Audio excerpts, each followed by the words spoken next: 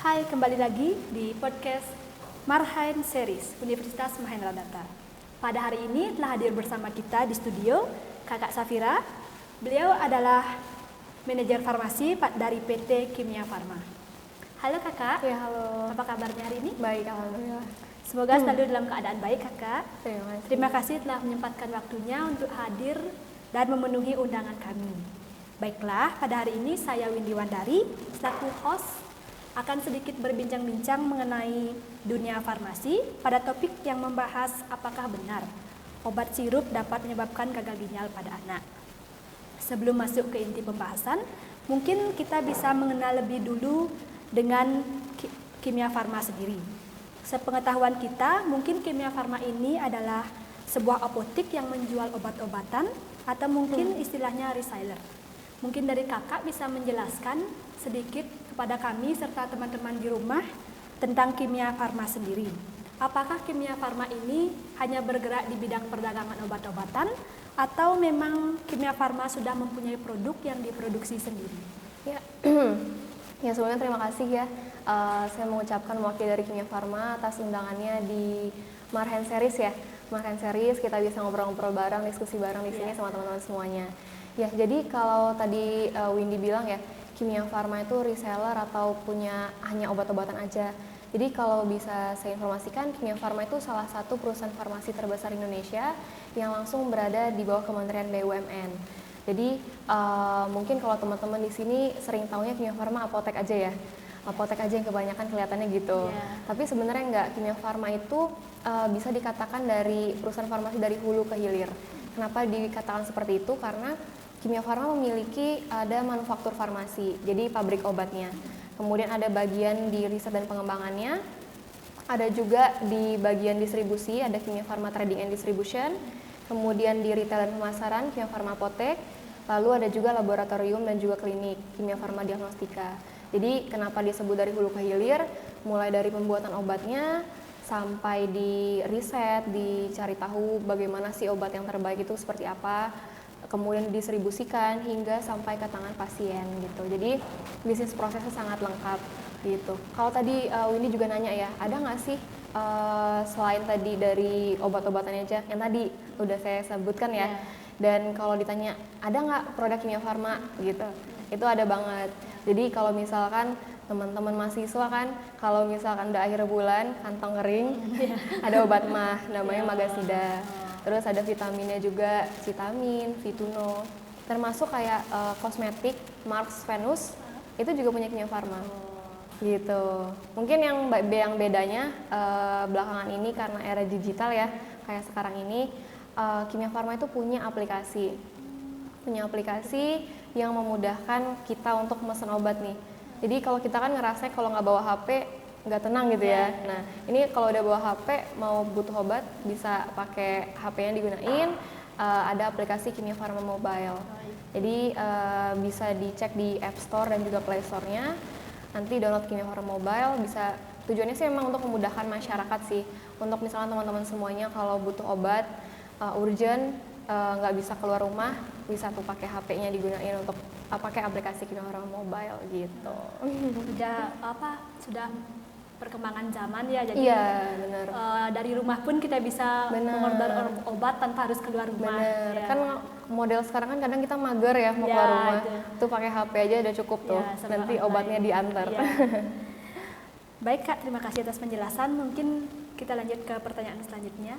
Selain di bidang penyediaan obat-obatan, Kimia Farma sendiri juga tadi kakak sebutkan mempunyai klinik. Nah, kliniknya ini tuh bergerak di bidang kesehatan saja atau apa maksudnya kesehatan tubuh saja atau juga mungkin bergerak di kecantikan, kesehatan kulit atau gimana? Iya, jadi kalau untuk kliniknya sendiri, kalau yang terutama paling banyak ya, sebagian besar itu klinik dan juga laboratorium, itu memang untuk cek kesehatan. Tapi kita baru ada sekarang klinik kecantikan itu baru ada di Jakarta aja sih, gitu. Jadi yang sebagian besar umum yang ada memang klinik untuk klinik dokter seperti itu ya, spesialis, dan juga laboratorium pengecekan lab seperti itu. Cuman klinik kecantikan ada, tapi baru di Jakarta gitu. Baik Kak, terima kasih atas penjelasan terkait Kimia Farma sendiri. Selanjutnya kita akan masuk ke materi pembahasan terkait dengan berita yang beredar di dunia maya tentang obat sirup yang menyebabkan gagal ginjal akut pada anak. Apakah itu benar? Mungkin jika itu benar, bisa kakak memberi penjelasan atau tanggapan terkait berita itu? Ya, jadi kalau kita dengar akhir-akhir ini ya, akhir-akhir ini memang ada kasus gagal ginjal akut pada anak. Nah, sebenarnya kalau penyakit gagal ginjal akut itu sendiri bukan sesuatu penyakit yang baru gitu. Memang sudah ada sebelumnya. Cuman mungkin yang menjadi pertanyaan, kok akhir-akhir ini beritanya itu kebanyakan yang terjadi pada anak-anak gitu. Terus yang diduga itu dikarenakan obat sirup. Padahal dulu mungkin pakai itu kita nggak kenapa-napa gitu ya. Kok sekarang malah jadi diduga yang menyebabkan gagal ginjal. Nah, kalau dari laporan penyakit gagal ginjal akut sendiri, itu kemarin sebenarnya sudah ada di bulan Januari 2022. Sudah muncul nih kasusnya, cuman masih sedikit. Makanya belum terlalu heboh dan viral seperti yang kemarin-kemarin akhir-akhir ini ya. Kemudian seiring waktu semakin progresif, semakin banyak kasusnya, hingga akhirnya Kementerian Kesehatan mulai gencar nih melakukan penelitian apa sih yang menyebabkan gagal ginjal akut ini terjadi pada anak-anak akhir-akhir ini gitu. Akhirnya sebenarnya kalau kita lihat di waktu yang bersamaan itu juga ada kejadian di Gambia. Mungkin ini pernah dengar di Afrika. Belum pernah sih. Belum pernah. Iya, jadi di waktu yang bersamaan itu juga ada kejadian yang mirip, bisa kita katakan seperti itu. Gagal ginjal akut terjadi di Gambia, Afrika. Itu waktunya nggak terlalu jauh dari kejadian yang di Indonesia juga. Itu kalau di sana diduga disebabkan karena obat sirup yang memiliki cemaran kandungan etilen glikol dan juga dietilen glikol yang melebihi jumlah batas amannya. Gitu. Jadi gitu. bukan pure sirup, semua sirup yang menyebabkan gagal ginjal itu sendiri. Nah itu, tapi sebenarnya kalau kita lihat yang di Gambia tadi kan karena cemaran etilen glikol dan dietilen glikol atau kita sebut dengan EG dan juga DEG. Sebenarnya memang udah ada sih laporan di beberapa negara terkait dengan keracunan EG dan juga DEG gitu. Tapi kalau kita lihat lagi sebenarnya etilen glikol dan juga dietilen glikol itu merupakan suatu pelarut. Yang mana kalau suatu industri farmasi buat suatu sediaan sirup itu kan harus semuanya terlarut ya, kan nggak mungkin kita minum tapi gerenjel-gerenjel gitu kan. Nah jadi membutuhkan suatu tambahan pelarut kalau misalkan ada zat-zat yang tidak mudah larut atau sukar larut. Nah dibutuhkan kalau di farmasi disebutnya kosolven. Nah ditambahkan zat pelarut itu tadi, salah satunya ada namanya polyethylene glycol. Nah polyethylene glycol ini dia tuh kalau ditambahkan pun ada nih cemaran yang namanya DEG dan EG tadi.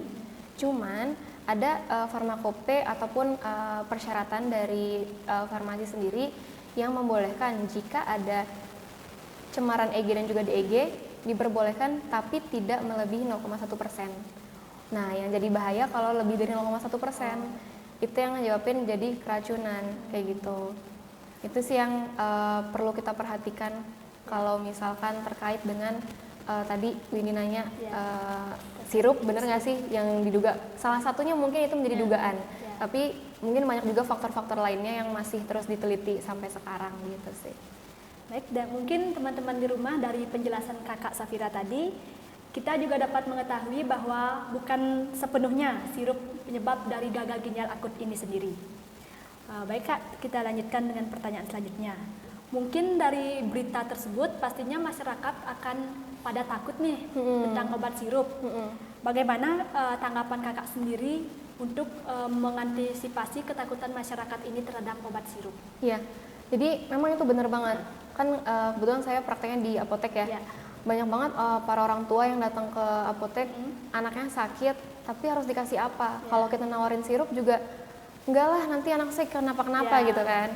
Jadi kalau kita di apotek, terutama di fasilitas kesehatan ya, kita memang mengedepankan kan kepentingan, maksudnya keamanan dari masyarakat ya. Jadi kita mengikuti juga dari aturan pemerintah. Kita terus mengupdate juga aturan-aturan yang keluar.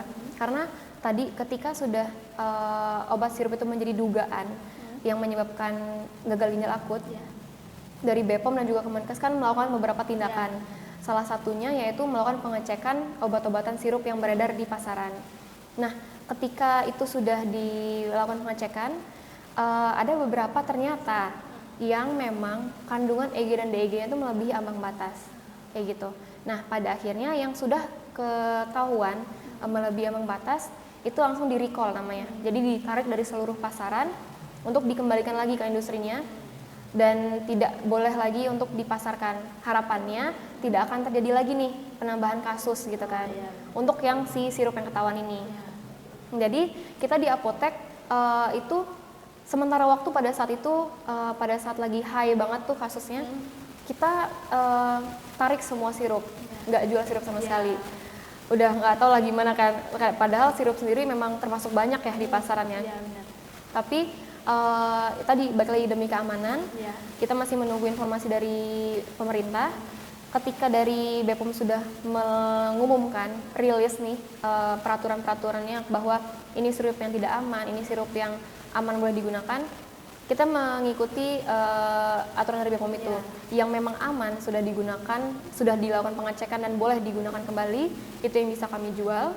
Dan yang memang di recall, ya kita juga membalikan lagi ke distributor gitu, untuk kita tidak jual lagi. Jadi ketika pasien datang, kami dari apotek menjelaskan bahwa memang obat-obat yang sudah kami jual saat ini, sirup yang memang sudah ada terdaftar aman dari pihak Badan POM dan juga Kementerian Kesehatan gitu. Jadi kami informasikan ke pasien bahwa nggak perlu khawatir karena ini sudah dilakukan pengecekan dan memang ini dinyatakan aman.